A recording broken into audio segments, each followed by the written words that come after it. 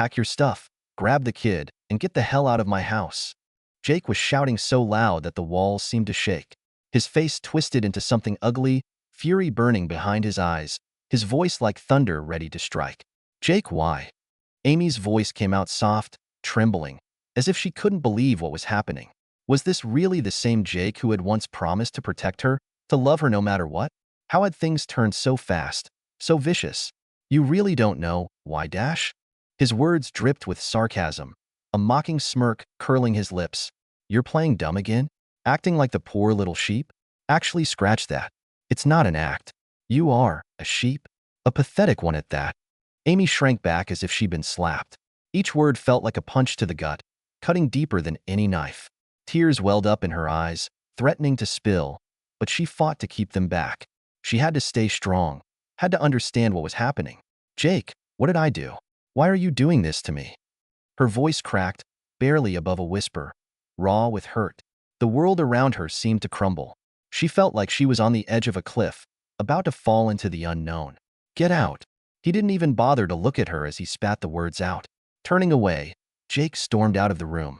But before he left, he grabbed an old suitcase off the top shelf of the closet and threw it on the floor with a heavy thud. The sound echoed in the silence, like the final nail in the coffin of their relationship. It was clear what he wanted. For her to pack her things, pack up Trevor's things, and disappear, as if they never existed in his life. Tears streamed down Amy's face now, but it didn't help. The pain only grew sharper. Desperate, she rushed into the living room, grabbing onto Jake's arms like a lifeline. She tried to meet his eyes, searching for a glimmer of the love that had once been there. "Please, Jake, just tell me what's going on," she begged, her voice shaking like a leaf in the wind. Jake shot her a look so full of anger it felt like he was about to explode. His eyes burned with fury, his face twisted in a way that made Amy's stomach drop. The tension in the room was so thick, it felt like the walls were closing in on her, and the air had turned to fire. "You cheated on me, and now you want to ask what's going on?" His voice dripped with venom, each word a slap across her face. "After everything I've done for you, for your son, after all the crap you pulled behind my back?" He was practically yelling now, the anger boiling over. "Do you even get how bad you screwed up? You're not just stupid, Amy, you're a damn fool." Amy stood frozen, like someone hit pause on her body. A chill ran down her spine. He knew. He knew about her secret meetups with Jim. Only 3 people knew about that: her, Jim, and her best friend, Jess. There's no way Jim would have told Jake. That meant Jess, her closest friend, the one she trusted with everything, had betrayed her. "Where am I supposed to go?" she whimpered, her voice shaking, barely audible. Tears were already starting to well up in her eyes, blurring her vision as her heart raced. "What about Trevor?" she asked, her voice cracking. Jake shrugged, like he didn't have a care in the world anymore. "That's not my problem. Your life, your kid. You can figure it out on your own. I'm done." His words cut deep, like a knife twisting in her gut. There was nothing left in his eyes for her now. No love, no concern, just cold indifference. Amy felt like she was drowning, like the weight of it all was pulling her under.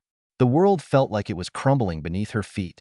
She didn't even know what to say, so she quietly trudged into the bedroom.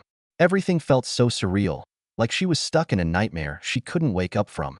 Her hands shook as she grabbed a suitcase from the closet. Each item she packed felt like another weight added to her already heavy heart. She packed her clothes, then started on Trevor's. She folded each piece of his tiny clothing with shaky hands, fighting back the sobs building in her chest. "Thank God he's with his grandma," she thought. If he was here, seeing all this, it would be unbearable. Just this morning, everything had seemed fine. She had woken up with a sense of calm, thinking they were going to make it, that their family was strong enough to survive anything. Now, it all felt like a distant dream, something she had foolishly believed in, only to have it shattered in a matter of hours. "Can you at least call me a cab?" Amy's voice barely broke the silence. She stood there, clutching her bag, feeling like the world was falling apart under her feet. She was holding back tears, but it was clear that she was close to breaking. "Call it yourself," Jake snapped without turning around. He leaned against the open window, the smoke from his cigarette curling up into the air. He didn't even look at her, didn't care. His words were as cold as the night breeze slipping through the window. Amy clenched her fists, fighting the rising wave of anger that surged inside her. Her heart was pounding in her chest, her mind racing. This was the end. She knew it. She had messed up, and now she was paying for it. But what made it worse was that it wasn't just her mistake that led to this. No, Jess had a hand in it, too. The one person she thought she could trust had thrown her under the bus, spilling everything to Jake. Jake took another drag of his cigarette, blowing out the smoke like he didn't have a care in the world. "I don't give a damn where you go," he muttered, still not looking at her, his voice flat and emotionless. Amy's stomach churned with frustration and rage. How could he be so cold, so detached? After everything they'd been through, how could he just act like none of it mattered? Her hands trembled as she bit her lip, holding back the storm of emotions that threatened to burst out. She took one last look at him, but it was clear there was nothing left between them. Without another word, she turned and walked out the door, her footsteps echoing in the hallway. She knew where she was going, back to that old apartment, the one Jake had taken her from 3 years ago, when he'd shown up like some kind of hero, ready to take on the world with her and her sick son. Back then, it had felt like a dream come true. Now, it felt like the end of everything. As she walked down the stairs, her heart felt heavy, her mind replaying every decision that had led her here. The guilt was crushing, but the pain of betrayal cut deeper. There had been moments when she thought she could fix things, that maybe they could work it out. But now, it was painfully clear. There was no going back. Jake came into Amy's life when she had pretty much given up on any hope of happiness. It felt like everything was crashing down around her. Her son, Trevor, had been fighting a heart defect since the day he was born, and Amy was doing everything in her power to keep him alive. Every ounce of her energy, every cent she could scrape together went into caring for Trevor, trying to give him a shot at life.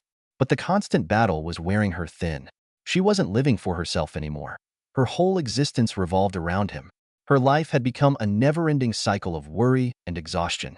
The welfare checks she received barely covered the essentials. Her stepdad, who was well off, helped out sometimes. But Amy knew that wasn't going to last forever. She could see the frustration building every time he handed her money, as if the weight of her problems was too much even for him. And the debt, it was piling up faster than she could handle. "You know, I found myself a rich man, and you should too," her mom sneered at her one evening. "Stop being stupid. Quit dragging yourself through this mess. How long you gonna stick around with Jim? He ain't ever leaving his wife for you." Jim had been Amy's first love, and to her, he was perfect. Handsome, confident, and of course, married. That only made him more irresistible to her. She was swept off her feet by his charm, completely head over heels. She thought she had found her forever. But when she found out she was pregnant, reality hit her hard. Instead of leaving his wife like she dreamed, Jim practically vanished from her life. He wasn't there for her, didn't offer help, didn't even try to be a part of the situation. He ghosted her, leaving her to deal with the pregnancy and heartbreak on her own. That was the moment when Jake entered the picture, like a lifeline thrown to her when she was drowning. With him, she finally felt like she had a chance at something better, at feeling safe and cared for again, even if it was only temporary. When Amy found out Trevor was sick, it was like the ground just gave way beneath her feet. She felt like her whole world had been yanked out from under her. Trevor, her precious little boy, had a heart defect, something so serious it threatened everything she thought her future would be. And then, right when she needed support the most, Jim, the man she'd thought would always be there, just disappeared. He ghosted her the moment things got tough, leaving her to deal with it all alone. It was like the love she thought she had wasn't real at all. Amy had to figure things out fast. She was left to be both mom and dad, the sole provider and caretaker for a sick kid. There was no time to break down, even though that's all she wanted to do. She took on every shift she could get, day, night, weekends, whatever paid the bills. She was grinding herself into the ground, just trying to keep them afloat. The medical bills were piling up faster than she could handle, but she had no choice. She had to do whatever it took to keep Trevor alive. That's when Jake came into the picture.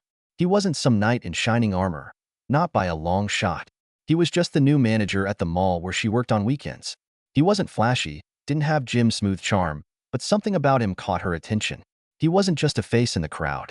Jake noticed her, really saw her, and he wasn't scared off by the heavy baggage she was carrying. When Jake found out about Trevor, he didn't run. He didn't flinch.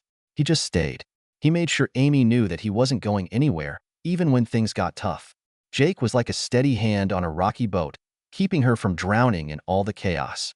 He offered her something she hadn't had in a long time, stability, and that stability felt like a lifeline. "I love you," Jake told her over and over again. At first, She didn't believe it. It seemed too good to be true, but after hearing it enough times, Amy started to let herself believe it. Maybe, just maybe, things could change for the better. Jake wasn't the guy she dreamed about when she was younger. He wasn't tall, dark, and handsome like Jim. He was average height, had graying hair, and a few lines on his face from too many long days at work. But none of that mattered anymore. What Amy needed now was something real, not a fantasy.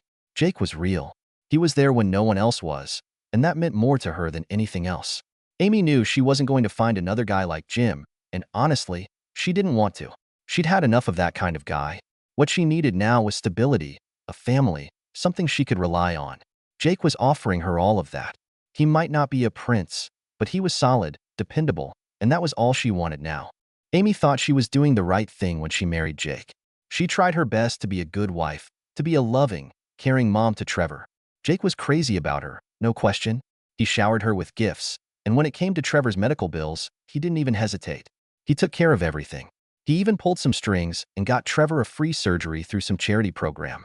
To Amy, it felt like she was living in some kind of fairy tale. But deep down, there was a part of her that still wasn't satisfied.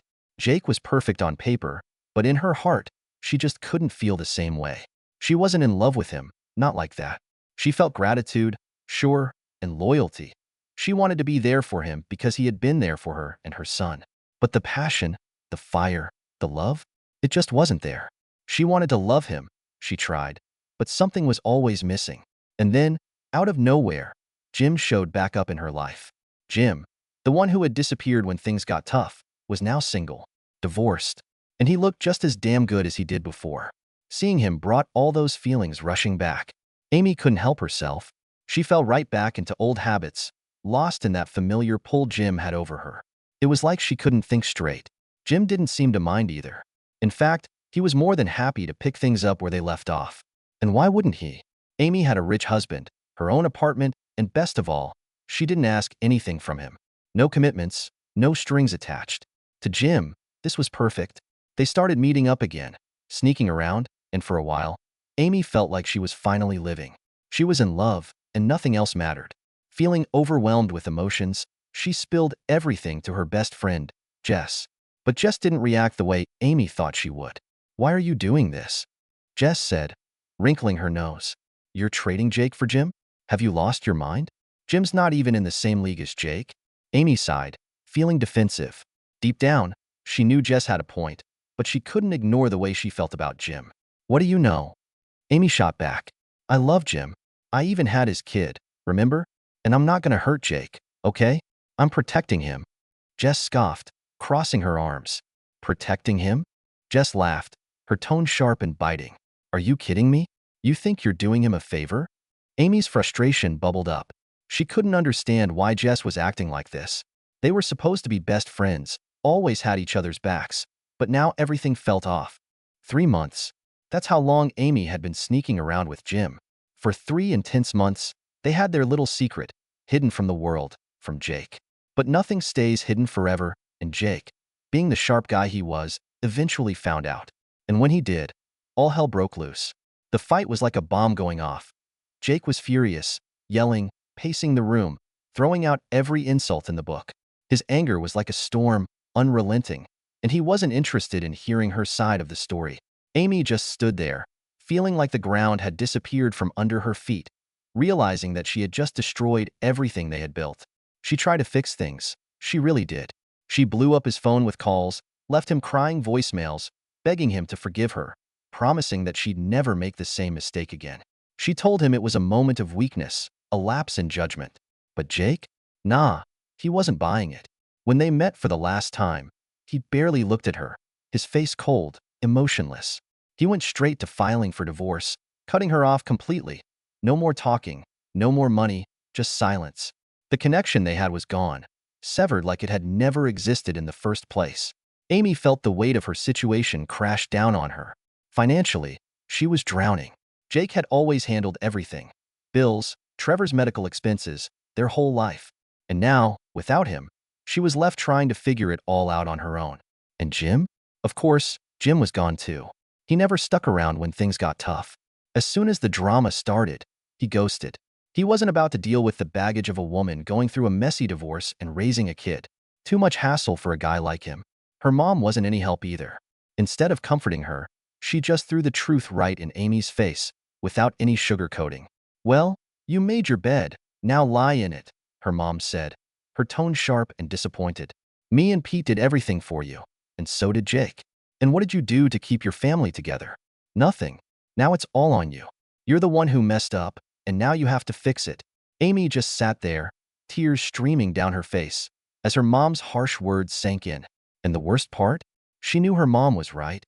She had ruined it all, and now, the consequences were staring her down, and there was no one left to help her pick up the pieces.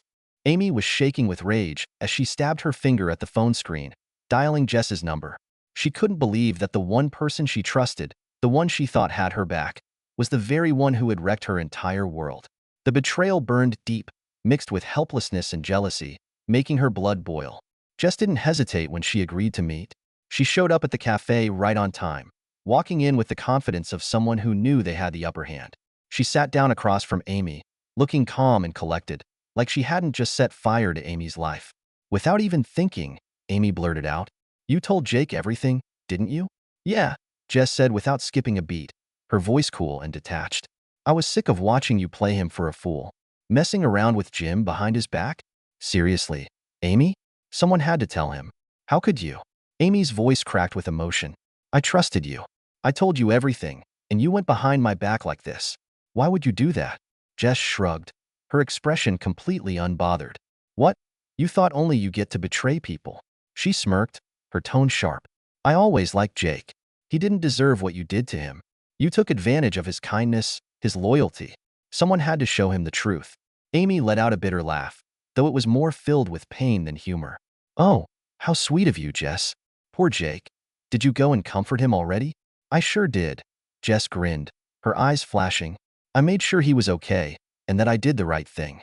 You wrecked one man's life when you tried to steal Jim from his family. Now you were about to do it again with Jake. Well, guess what? Now it's your turn to pay the price." Amy's hands shook with rage as Jess's words sliced through her like knives. Her whole body felt tight, like she was on the verge of exploding. But Jess was unfazed. She calmly pulled a small mirror out of her purse, holding it up in front of Amy's face. "You see this?" Jess's voice was cold as ice. "This is what a bitch looks like. Take a good look, Amy. That's you, not me." She snapped the mirror shut, the sound of it echoing like a final blow. Jess stood up, slinging her purse over her shoulder, and threw one last line over her shoulder before she walked away. "I'm not a bitch. I just believe in justice. Maybe it's time you started thinking about that, too." Amy was left sitting alone, her head hanging low in defeat. She'd lost. She'd lost Jake. She'd lost her best friend, and now, she'd lost the last bit of dignity she had. Now it was her turn to deal with the consequences.